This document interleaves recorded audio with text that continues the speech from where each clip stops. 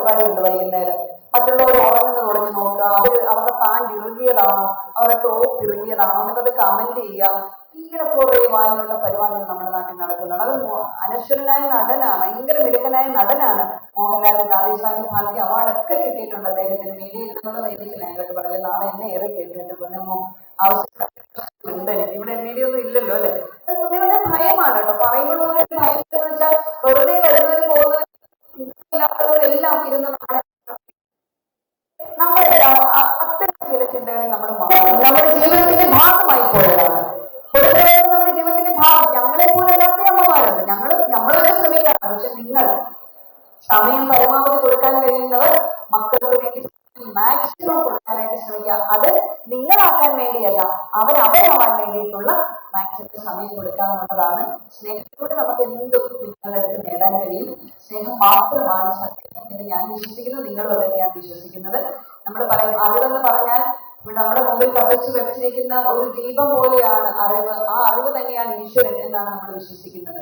നമ്മുടെ കണ്ണിൽ കാണുന്ന പ്രകാശം പോലെയാണ് ഈശ്വരൻ എന്നാണ് നമ്മൾ വിശ്വസിക്കുന്നത്. അതുപോലെ കുഞ്ഞുങ്ങളെ ശരിയായ രൂപത്തിൽ ശരിയായ പാതയിലേക്ക് കൊണ്ടുപോകാൻ സമയമുള്ളവരായി പരമാവധി അച്ഛനമ്മമാർക്ക് മാറാൻ കഴിയട്ടെ. പലപ്പോഴും ഞാൻ ട്രെയിനിലൊക്കെ യാത്ര ചെയ്യുമ്പോൾ നമ്മളൊക്കെ ആ തെറ്റ് ചെയ്തിട്ടുണ്ടെന്ന് തോന്നുന്നു. നമ്മുടെ വളരെ തീക്ഷ്ണ യൗവന കാലഘട്ടത്തിൽ ചെയ്തിട്ടുണ്ട്. ഫോൺ നോക്കി നമ്മൾ ഇരിക്കും, മക്കൾ ചോദിക്കും, പല കാര്യങ്ങളും ചോദിക്കുമ്പോൾ നമ്മൾ ഫോണിൽ വർത്തമാനം പറയുകയും തിരക്കിലേക്ക് പോവുകയും ചെയ്യും.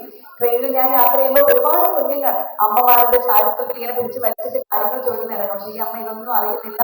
അമ്മ മൊബൈലിൽ റീൽ കാണുമായിരിക്കും, അച്ഛൻ മൊബൈലിൽ സിനിമ കാണുമായിരിക്കും, ഈ കുഞ്ഞ് പുറത്തോട്ട് നോക്കിയിട്ട് അന്തം വിട്ടിരിക്കുമായിരിക്കും. അപ്പൊ അങ്ങനെയുള്ളവരൊക്കെ നമ്മുടെ ചുറ്റുമുണ്ട്.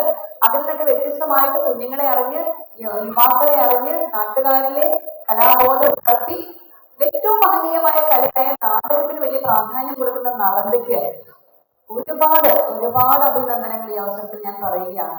റിയൽ ടാലന്റ് ആണ് നാടകം. പക്ഷെ നിർഭാഗ്യവശാൽ നമ്മുടെ സമൂഹത്തിൽ സിനിമാക്കാരോട് ഒരുതരം ഭ്രാന്താണ്. എന്തിനാന്ന് എനിക്ക് മനസ്സിലാവുന്നില്ല. കട ഉദ്ഘാടനത്തിന് സിനിമാ താരങ്ങൾ, അത് ഉടുപ്പിടാത്ത സിനിമാ താരങ്ങളെ കൊണ്ടുവരുന്ന ഒരു പുതിയ സംസ്കാരം കേരളത്തിൽ. എന്തിനാ അത്? ഇത്രയ്ക്ക് വായനകളാണോ കേരളത്തിലെ മനുഷ്യര്? തുണി എടുക്കാത്ത ഒരാൾ വന്നാൽ എല്ലാവരും അവിടെ തിരിച്ചു കയറുക. ആ രീതിയൊക്കെ മാറണം. അത്തായി പറയണമെന്നെ നിങ്ങൾ തുണി എടുത്ത് വന്നാൽ മതി എന്ന് പറയും. ഇതൊന്നും സദാചാരവാദമാണെന്ന് പറയാൻ എന്റെ നേരെ ഇടി ഉണ്ടാക്കാൻ വരരുത്. കാരണം എന്ന് വെച്ച് കഴിഞ്ഞാൽ മാന്യമായ വസ്ത്രധാരണം ധരിക്കുക എന്നുള്ളത് നമ്മൾ അനുസരിക്കേണ്ട ഒരു കാര്യം തന്നെയാണ്, അത്യാവശ്യം. പിന്നെ തുണി ഉടുക്കാതിരിക്കാനും സ്വാതന്ത്ര്യമുള്ള നാട്ടിലാണ് നമ്മൾ ജീവിക്കുന്നത്. ഇപ്പൊ നാളെ ഇപ്പം ദിഗംബരന്മാരായിട്ട് നടക്കണമെന്ന് ആരെങ്കിലും തീരുമാനിച്ചാൽ നമുക്ക് ചോദിക്കാനൊന്നും അവകാശമില്ലല്ലേ? ഉണ്ടോ? ഇല്ല. ഒരാൾ പറയും ഞാൻ ദിഗംബരനാന്ന് പറഞ്ഞാൽ ഒന്നും നമുക്ക് പറ്റത്തില്ല. ഒന്നും എന്താ അങ്ങനെ ദിഗംബരൻ വസ്ത്രം ഇടാതിരിക്കുന്നവർക്ക് ഒരു പേരുണ്ടല്ലോ അല്ലെ? ദിഗംബരനാണോ? ദിഗംബരനാ. ഓക്കെ, സോറി, ഞാൻ തെറ്റാ പറഞ്ഞെങ്കിൽ. അപ്പൊ അതും സ്വാതന്ത്ര്യമുണ്ട്. പക്ഷേ നമ്മൾ ചിന്തിക്കേണ്ട ഒരു കാര്യമുണ്ട്. നമ്മൾ കൊടുക്കുന്നതാണ് നമ്മുടെ ചുറ്റും നമ്മൾ കണ്ടുകൊണ്ടിരിക്കുന്നത്. നമ്മളിപ്പം ഞാൻ പറയുന്ന തെറ്റാണെങ്കിലും സഭയിലുള്ള ഒരു കാര്യം പറയാം. ഇപ്പൊ കേരളത്തിൽ ഒരു ഒളിഞ്ഞു നോട്ട പരിപാടിയുണ്ട് വൈകുന്നേരം. മറ്റുള്ളവർ ഉറങ്ങുന്നത് ഒളിഞ്ഞു നോക്കുക, അവരുടെ പാൻറ് ഇറുകിയതാണോ, അവരുടെ ടോപ്പ് ഇറുകിയതാണോ എന്നൊക്കെ കമന്റ് ചെയ്യുക. ഇങ്ങനെ കുറെ വാങ്ങിയുള്ള പരിപാടികൾ നമ്മുടെ നാട്ടിൽ നടക്കുന്നുണ്ട്. അത് അനശ്വരനായ നടനാണ്, ഭയങ്കര മിടുക്കനായ നടനാണ് മോഹൻലാൽ. ദാദാസാഹിബ് ഫാൽക്കെ അവാർഡൊക്കെ കിട്ടിയിട്ടുണ്ട് അദ്ദേഹത്തിന്. മീഡിയയിൽ എന്നുള്ള ധൈര്യത്തിൽ ഞങ്ങൾക്ക് പറയില്ല, നാളെ എന്നെ ഏറെ കേട്ടു എന്റെ പൊന്നമ്മോ. ആവശ്യമുണ്ട് എനിക്ക്, ഇവിടെ മീഡിയ ഒന്നും ഇല്ലല്ലോ അല്ലെ. സത്യം പറഞ്ഞാൽ ഭയമാണ് കേട്ടോ. പറയുമ്പോൾ ഭയം എന്ന് വെച്ചാൽ വെറുതെ വരുന്നവരും പോകുന്നവരും എല്ലാം ഇരുന്ന് നമ്മളെല്ലാം അത്തരം ചില ചിന്തകൾ നമ്മൾ മാറണം. നാടകക്കാർ എന്തുകൊണ്ടാണ് ഒരു നാടക നടനെ ഒരു ഷോ ഇനാഗുറേറ്റ് ചെയ്യാനായിട്ട് നമ്മുടെ സമൂഹത്തില് ആളുകൾ തയ്യാറാവാത്തത്? എന്തുകൊണ്ടാണ്? എന്റെ ഒരു ചോദ്യം അത്. എത്ര ടാലന്റഡ് ആണ് ആർട്ടിസ്റ്റുകളാണ്. എന്നാൽ വിദേശ രാജ്യത്തേക്ക് പോയാൽ തിയേറ്റർ ആർട്ടിസ്റ്റുകൾക്കാണ് ഏറ്റവും വലിയ വാല്യൂ അല്ലേ സാർ?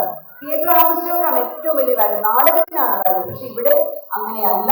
അതുപോലെ തന്നെ സിനിമയിൽ കാണുന്നതിനെ അനുകരിക്കാനുള്ള ഒരു വൃത്തികെട്ട ശീലം പലപ്പോഴും നമ്മുടെ സമൂഹത്തിൽ വരാണ്. നമ്മൾ അതിനൊക്കെ എതിരെ ആരാധിക്കാം, ഭ്രാന്താവണ്ട. കണ്ടില്ലേ, വിജയെ കാണാൻ കുറെ പേര് ഇടിച്ചു കയറി 40 പേരിലധികം മരിച്ചുപോയി എന്നുള്ളതാണ്.